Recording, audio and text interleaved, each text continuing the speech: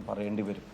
അവർക്ക് ന്യായമായും ലഭിക്കേണ്ട നീതി അട്ടിമറിക്കാൻ ഗവൺമെന്റ്, കേരളത്തിലെ ഭരണകൂടം CPIM-ഉം ബോധപൂർവം നടത്തിയ ശ്രമങ്ങളെ കൂടെ അതിജീവിച്ചിട്ടാണ് ഈ വിധിയിലേക്ക് ഒരു കാര്യങ്ങളെ എത്തുന്നത്. ഇപ്പൊ നിങ്ങൾക്കറിയാം, ലോക്കൽ കമ്മിറ്റി മെമ്പർ ഇതിന്റെ ഈ പ്രതിപട്ടികയിലുണ്ട്. നിങ്ങൾക്കറിയാം, ഏരിയ കമ്മിറ്റിയിലെ ആളുകൾ ഈ പ്രതിപട്ടികയിലുണ്ട്. പഴയ ഏരിയ സെക്രട്ടറി ഉൾപ്പെടെയുള്ള ആളുകളുണ്ട്. ഒരു മുൻ MLA ഉണ്ട്, ജില്ലാ സെക്രട്ടേറിയറ്റ് അംഗം ഉൾപ്പെടെയുള്ളത്. അപ്പോ ബ്രാഞ്ചും ലോക്കലും ഏരിയയും ജില്ലയും ഉൾപ്പെടെയുള്ള അവരുടെ പാർട്ടി റാങ്ക് ആൻഡ് ഫയലിലെ ആളുകൾ വന്നൊരു പ്രതിപട്ടികയാണ് ഇപ്പോ CBI കോടതി പുറത്തുവിട്ടിരിക്കുന്നത്. എന്ന് വെച്ചാൽ ഇത് പാർട്ടി കൊന്നതാണ് എന്നുള്ളത് തന്നെയാണ്. CPIM കൊന്നതാണ് എന്നുള്ളതിന് ഇതിൽ പരം ഇനി തെളിവ് വേറെ വേണ്ട. ഇതിന്റെ ഉത്തരവാദിത്തത്തിൽ നിന്ന് CPIM-ന് ഒളിച്ചു മാറാൻ കഴിയില്ല. ഞാൻ ഒരു കാര്യം തീർത്തു പറയുന്നു, ഈ പ്രതികളുടെ ഒക്കെ രക്ഷാധികാരി കേരളത്തിന്റെ മുഖ്യമന്ത്രിയായിരുന്നു. കാരണം CBI അന്വേഷണത്തെ അട്ടിമറിക്കാൻ മണീന്ദർ സിംഗിനെയും രഞ്ജിത്തിനെയും പോലുള്ള ആളുകളെ അവിടെ കോടതിയിലേക്ക് കൊണ്ടുവന്നത് ഗവൺമെന്റ് ആയിരുന്നു. സർക്കാർ ചെലവിൽ, ജനങ്ങളുടെ പിന്നെ ചെലവിലാണ് ഈ കേസ് അട്ടിമറിക്കാൻ CPIM ശ്രമം നടത്തിയത്, ഭരണകൂടം ശ്രമിച്ചത്.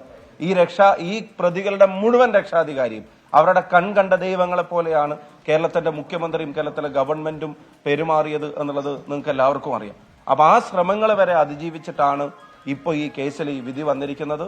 ഇവര് കുറ്റക്കാരെന്ന് കണ്ടെത്തിയവർക്ക് പരമാവധി ശിക്ഷ തന്നെ നൽകണമെന്ന് ആ കുടുംബം കരഞ്ഞു പറയുന്നത് ഇന്നും നമ്മൾ കേട്ടു. ഇതൊരു സംഘർഷത്തിനിടയിൽ ഒന്നും ഉണ്ടായ ഒരു കൊലപാതകമല്ല. കേസിന്റെ കാര്യങ്ങൾ പരിശോധിക്കുമ്പോൾ അറിയാം, അവർ മുൻകൂട്ടി തീരുമാനിച്ച്, ആളുകൾ വെയിറ്റ് ചെയ്ത്, സംഘം ചേർന്ന്, യോഗം ചേർന്ന് കൊല്ലാൻ തീരുമാനിച്ചു. ഫോട്ടോയിൽ ഈ ചെറുപ്പക്കാരുടെ ഫോട്ടോക്ക് നേരെ ഇൻഡു മാർക്കിട്ടിട്ട് ഫേസ്ബുക്കിലും വാട്സപ്പിലും സ്റ്റാറ്റസ് ഇട്ടു. അവർ ബസ്സിന്റെ വരുന്ന റൂട്ട് തീരുമാനിച്ചു, ഡേറ്റ് തീരുമാനിച്ചു, പ്രതികൾക്ക് രക്ഷപ്പെടാനുള്ള വാഹനം തീരുമാനിച്ചു, പ്രതികളുടെ വസ്ത്രം കത്തിക്കാനുള്ള ആളെ വരെ ചുമതലപ്പെടുത്തി. സ്റ്റേഷനിൽ നിന്നൊരു മുൻ MLA, ജില്ലാ സെക്രട്ടേറിയറ്റ് അംഗം രണ്ടാം പ്രതിയെ ബലമായി പിടിച്ചിറക്കി കൊണ്ടുപോകുന്നത് വരെ ഉണ്ടായി. കംപ്ലീറ്റ്ലി പാർട്ടി തീരുമാനിച്ച്, പാർട്ടി തിരക്കഥ എഴുതി, പാർട്ടി സംവിധാനം ചെയ്ത്, പാർട്ടി നടത്തിയ കൊലപാതകമാണ് എന്നുള്ളത് ഇപ്പോ ഇതിലൂടെ വന്നിരിക്കുകയാണ്. രണ്ട് കാര്യങ്ങൾ പറയാനുണ്ട്. ഒന്ന്, ഈ നീതി, സ്വാഭാവിക നീതി അട്ടിമറിക്കാൻ ജനങ്ങളുടെ പണമെടുത്ത് ചെലവഴിക്കാൻ ഇവർക്ക് എങ്ങനെ ആരധികാരം കൊടുത്തു?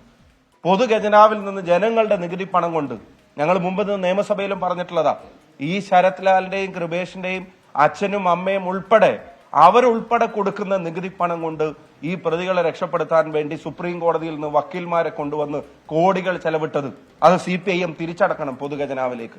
രണ്ട്, ഈ കുടുംബങ്ങളിൽ ചെന്നിട്ട് അവർക്ക് ആശ്വാസം കൊടുക്കുന്ന പോലെ അവരോട് ഈ പ്രതികൾക്ക് തൂക്കുകയറ് മേടിച്ചു കൊടുക്കണം എന്ന് വരെ പറഞ്ഞിട്ടുള്ള ഒരാള് കാല് മാറിയപ്പോ, പാർട്ടി മാറിയപ്പോ ഇവിടുത്തെ വക്കീലിനെ വെച്ചിട്ട് ഈ പ്രതികളുടെ വക്കീലാക്കി മാറ്റുന്ന തരംതാണ നടപടിക്കും CPIM നേതൃത്വം നൽകി.